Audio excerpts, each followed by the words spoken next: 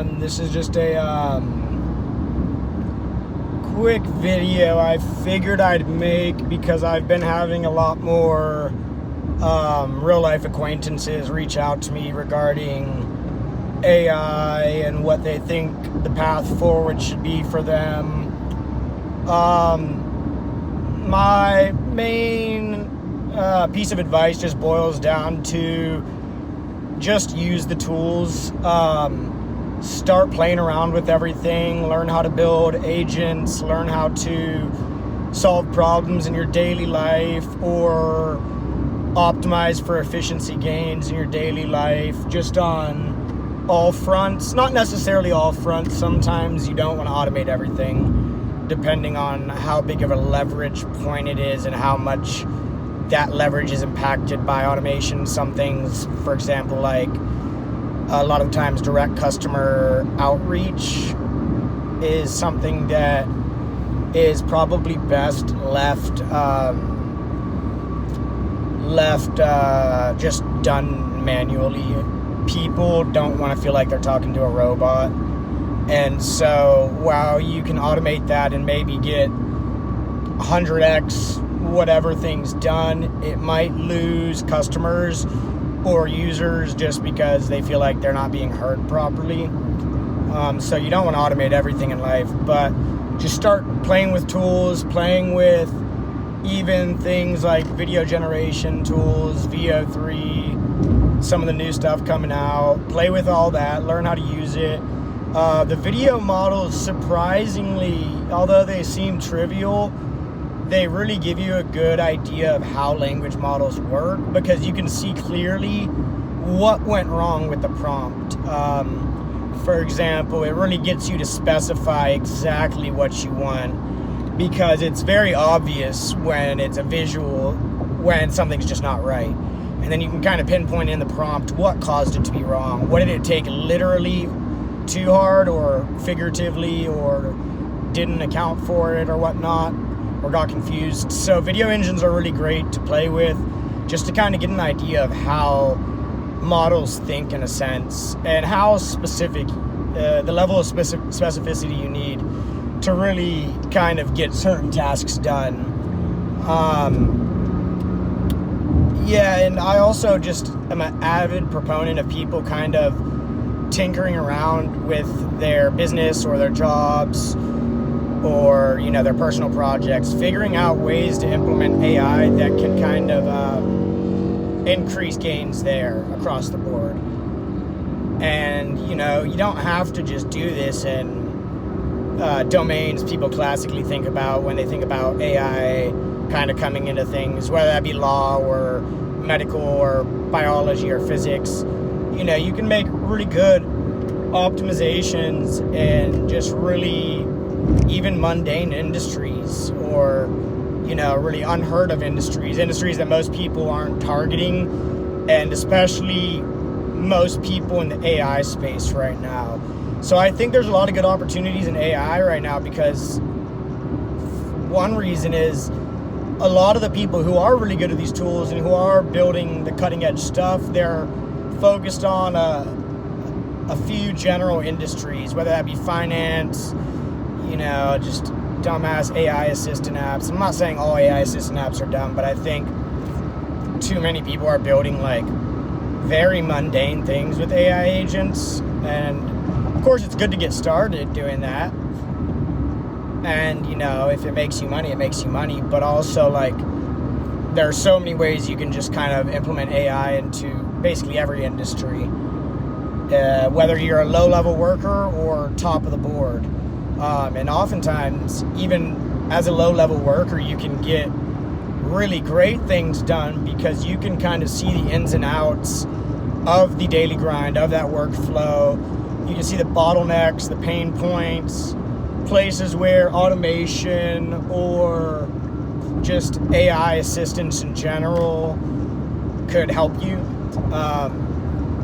There's a few things I'm working on right now. I don't necessarily want to get into them completely, but there are just ways to really increase efficiencies across the board. And yes, this is great for your wallet. You can make a fuck ton of money on this stuff. and which I plan to do. I definitely I'm not doing it just for the morality of it, but there's also so many good things that come from efficiency. Better quality of life for humans, less resources wasted, less environmental impact, and you can do all these things in very simple manner sometimes. You don't have to reinvent the wheel. You don't have to come up with some complex thing that does everything, but just little efficiencies. If you can save a worker 5 minutes on a task they do 10 times a day, that's nearly an hour saved per worker. So you can see how that could really lead to increased profits, less strain on the agent, the employee, and overall just a better quality of life. A lot of stuff that's been necessary to do is really boring to do, whether that be paperwork or copying data from one source to another format or something. A lot of these things are really boring. No one wants to do them. No one's passionate about them. So, a lot of things can be automated and there won't be any pushback from current employees. And I think that's a really good way to go about getting AI involved in companies, is just starting simple, do stuff that the employees really find as like a burden, stuff they don't want to do, or stuff that slows them down from making money, or is just a headache, And when you start with those things, then you kind of allow employees to not view AI as an adversary, but as a helper. Not most people's, but in a lot of people's minds, they're still viewing the AI job crisis, the impending job loss, as like,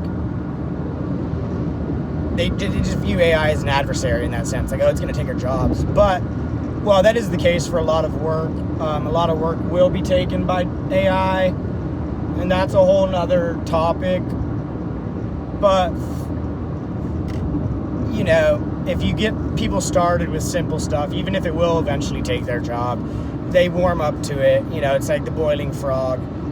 It sits in there, it's incremental increase, and then it loses its job, or boils, or whatever. But yeah, just introducing efficiencies in everything. I think most people should start just using the tools and building products. And as a lot of the greats say, for the past 20, 30, 50 years, there's been a much bigger appetite for software than we've had the capability to produce among all industries. Software just makes everything better. Bad software can make things worse, but good software makes things better.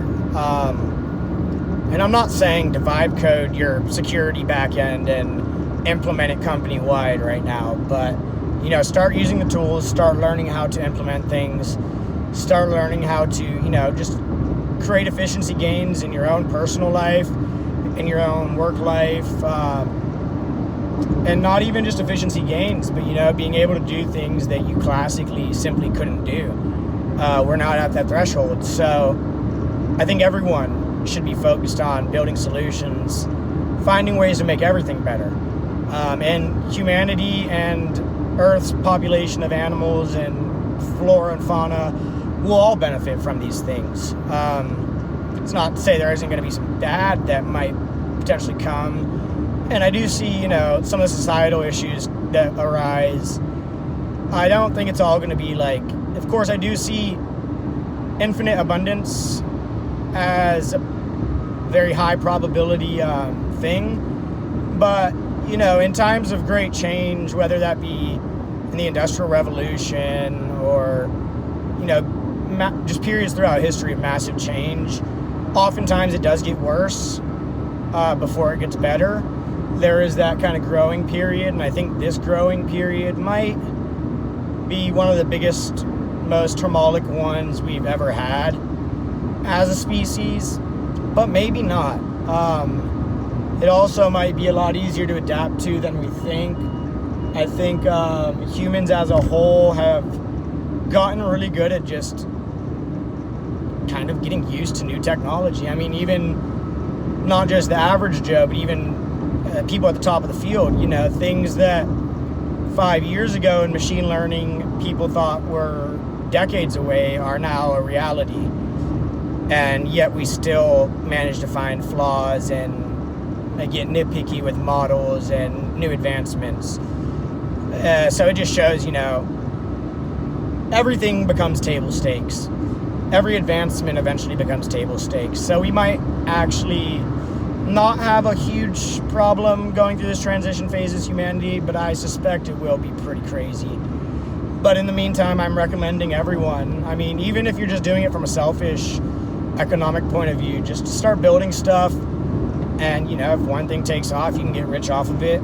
And even if things don't necessarily take off, you can help the world through optimizations and maybe even secure a solid position at a company, just being their AI operations manager, which I think will be a nice career over the next few years.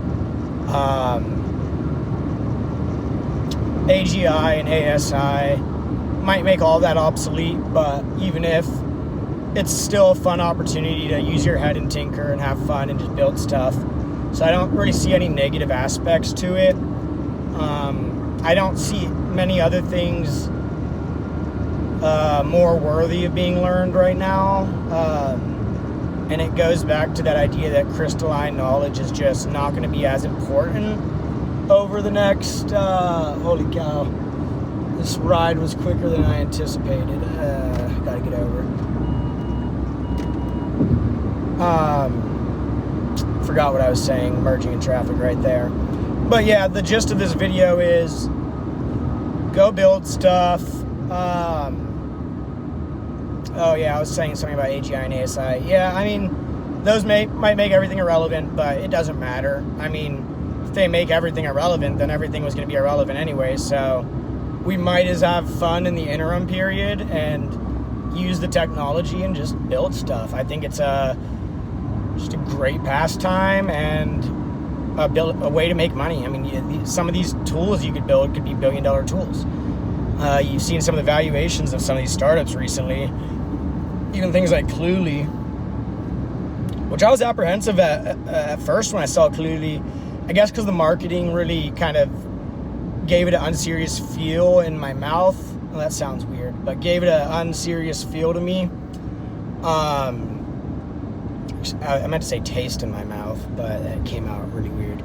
But yeah, I guess their marketing tactics initially just kind of made me take them not very seriously.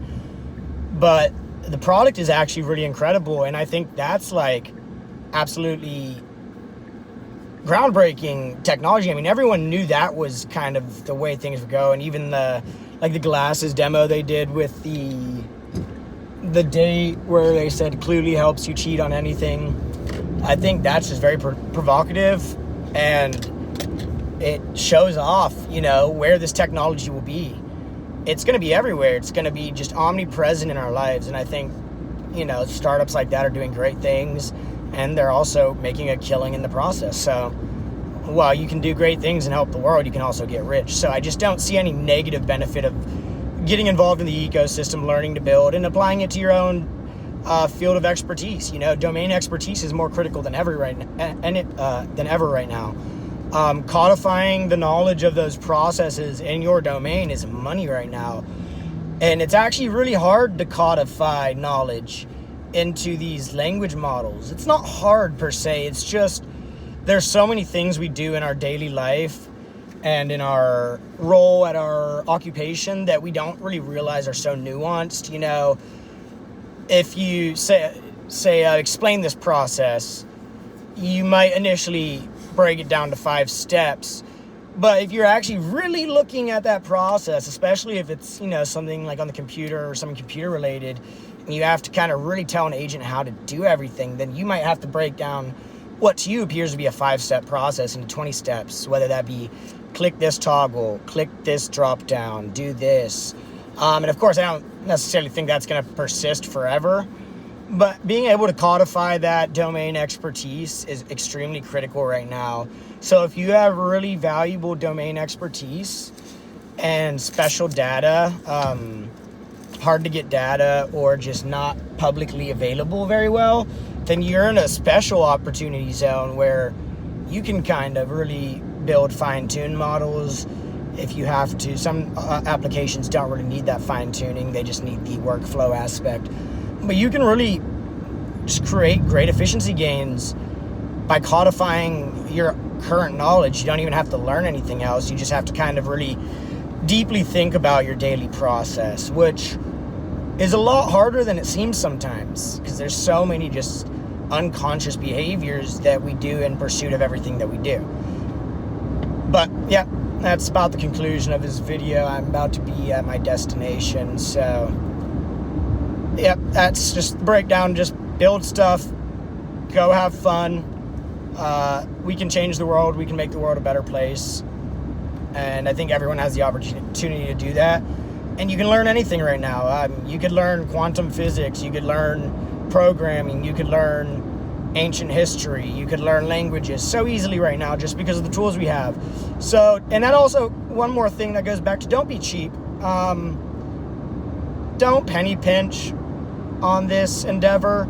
Go all in, spend a few $100 to $1,000 a month on subscriptions and different applications, because you can cancel them, but there's a lot of great tools, and a lot of great tools cost money.